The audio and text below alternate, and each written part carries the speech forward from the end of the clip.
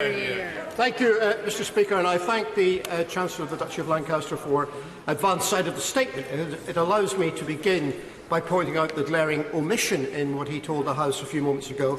He really ought to have started by thanking Lady Hale and her fellow judges in the Supreme Court for the decision they took yesterday, because without that judgment, he would not have had the opportunity to come to the House today and explain the government's preparations, and we would not have the opportunity to see in all its glory just how woefully inadequately prepared the government actually is. And I don't put this down to a lack of effort on the government's part. I'm sure his XO committee is in permanent session, almost, and we know from the Honourable Member for the Right Honourable Member for Hastings and Rye that the government is fixated almost to the exclusion of everything else in preparations for a no deal. But the fact that we are so far away from concluding those preparations is simply a testament to the enormity of the task and the fact that it is simply not doable in the next 5 weeks. And as a result of this, rather than be honest with the House, the Secretary of State is indulging in euphemisms and wishful thinking and banter and jokes.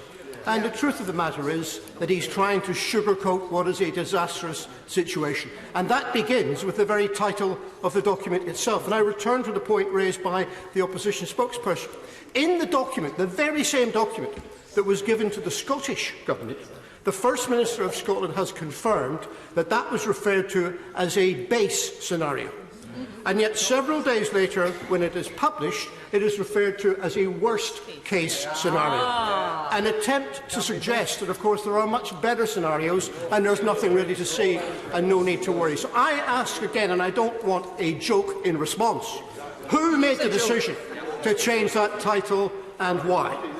There are other things throughout this document which show the degree of sugar-feeding as well, but probably one of the most bizarre things the Secretary of State has just said is he said a few moments ago that UK citizens would have visa-free travel throughout the EU.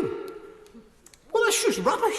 That's nonsense. In the event of a no deal, the very fact of a no deal means that there will not be that. That's what no deal actually means. So either this is an exercise in self-delusion or a willful attempt to mislead the House, but whatever it is, it most certainly is not the truth, and we ought to be given the truth. Mr. Speaker, surely the point is this, and this is my principal question to the Chancellor of the Duchy of Lancaster.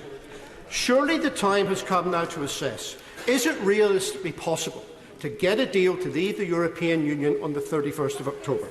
The House has considered this question and come to a judgment that it probably would not be possible, and therefore it is necessary for the government to apply for an extension to the process. I want to know from the Minister, will he accept that mandate from this Parliament? Will he do and act as a member of this government to make sure that it is implemented, or will he continue to flout the will of the House and proceed on preparations which, frankly, are to prepare for a situation which is now unlawful according to the law of the land? So I want to know, will he commit to discharging the mandate given to him? Will he follow the law of the land? And also, will he confirm to the House whether or not he has had discussions with the Prime Minister about doing anything other than that?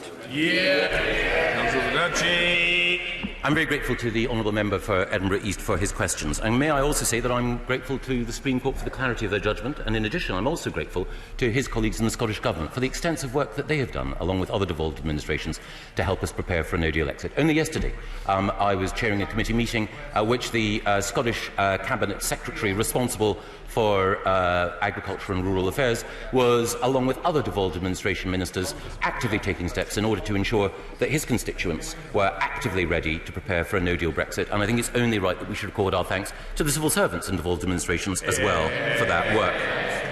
Now, I do not shirk from the fact that there are serious challenges. We're all aware of those. We would all much prefer to leave with a deal, and the honourable gentleman asked what preparations are being made in order to secure a deal. I listed some of the advances that have been made in negotiations earlier. But one of the things that I would say is that we have had a chance in this House of Commons to vote for deals before, and it was the choice of his party resolutely not to vote for a deal. We could have...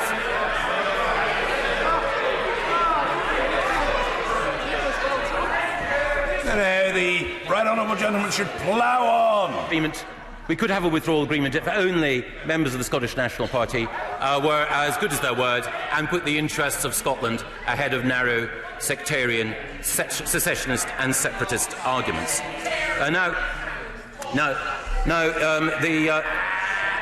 The honourable member also asked about the Yellowhammer document. As I mentioned earlier, the National Audit Office had confirmed earlier this year that it is a reasonable worst-case scenario, one that we have taken steps, as I mentioned, in response both to the honourable gentleman and to my right honourable friend, to mitigate. And those steps, many of which have been taken in coordination with devolved administrations, extend to everything from the provision of infrastructure in order to ensure that there are catch certificates for the Scottish fishing industry, to the licensing of new people in order to ensure there are export health certificates for other areas of agriculture. He finally makes the point about lawfulness. It is vitally important, of course, that we all uphold the law in this House of Commons, but it is also important that we recognise that we passed a bill in order to create a referendum in which we said that the people's verdict would be respected. And our democracy depends not just on respect for the rule of law, but also respect for the people's verdict.